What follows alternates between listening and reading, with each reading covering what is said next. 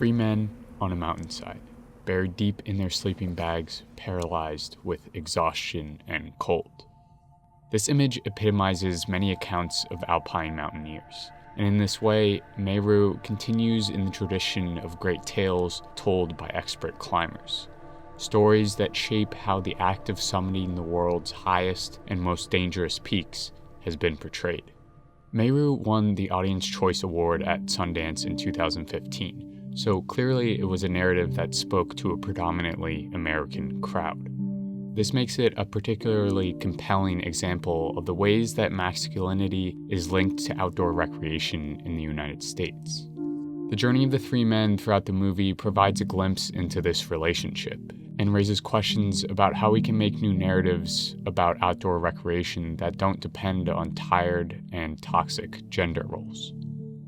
Historically, mountaineering and the numerous accounts of high alpine expeditions have been male-dominated, with accounts from figures like Sir Edmund Hillary and Reinhold Messner, who summited Everest for the first time and climbed some of the highest peaks in the world without oxygen. Our perception of what alpinism should be has been shaped by men. Indeed, alpinism has seemingly always been rooted in the desire for white men of leisure to prove themselves as quote-unquote successful by conquering dangerous feats. As Julie Rack points out in Social Climbing and Annapurna, Gender in High-Altitude Mountaineering Narratives, this was happening as early as 1760, when Horace Benedict de Saussure, the first man to summit Mont Blanc in the Alps, claims that the local hunters climbed purely for, quote, the danger itself, the alternation of hope and fear, the continual agitation that these emotions make in the soul. The mountains are thus characterized as a place to prove one's manhood by testing mental and physical hardiness.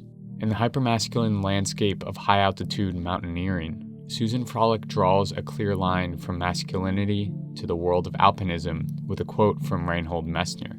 "Why do we climb these mountains? Who can say?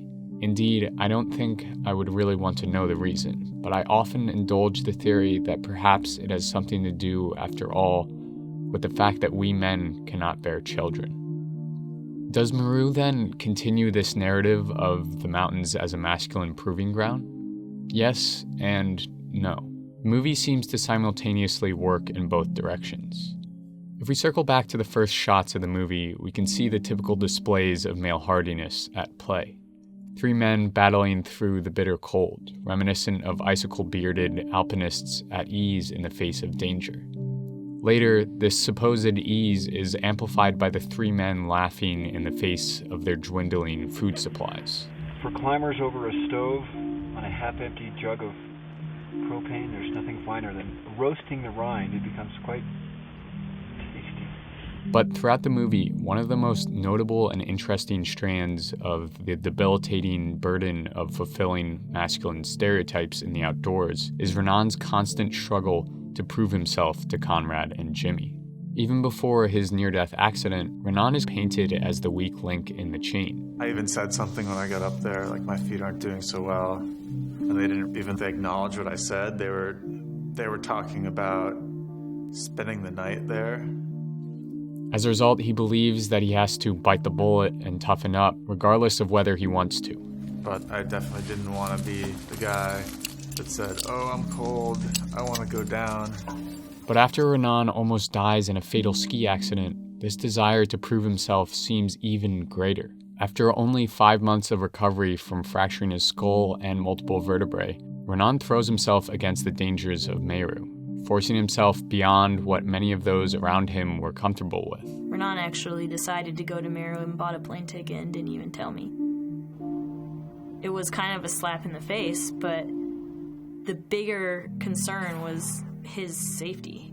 This reckless desire for acceptance pushes him to climb, even after he's suffered symptoms that point towards a stroke. And finally, we receive the crushing victory of Renan's ascent. Wordless at the summit of Meru, he mumbles, "Yeah, I feel part of the team." At the same time, however, Meru challenges this classic narrative of the hardy masculine hero of the mountains by revealing the traumatic effects of trying to seem at ease in high-risk expeditions. Each mountaineer in Meru has experienced deaths of friends or has been close to death themselves. So, unlike some of the glorified expedition accounts that only recall the heroic ascents of mountaineers, Meru dives into the emotional trauma of the male mountaineer, revealing that these men struggle with complex emotions and pain as a consequence of seeking such lofty peaks.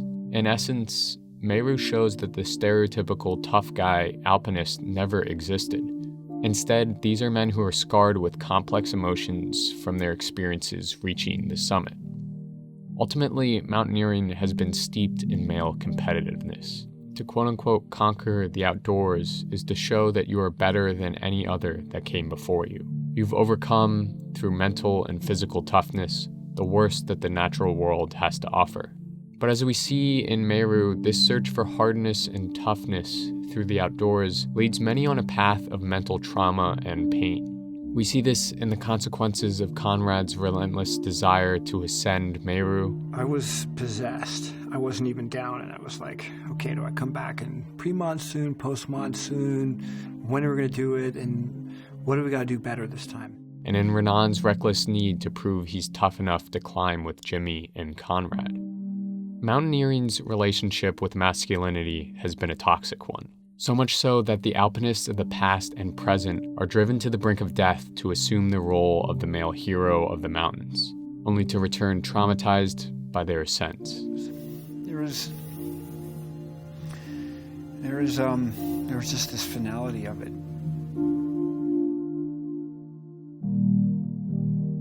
This video was made possible in part by the wonderful people who support me on Patreon. If you're interested in helping me grow this channel, head on over to Patreon and pledge a small amount of money for every video I release. In return, I'll send you gifts like a handwritten thank you note or an Our Changing Climate sticker. As always, if you like what you just saw, share it around and subscribe.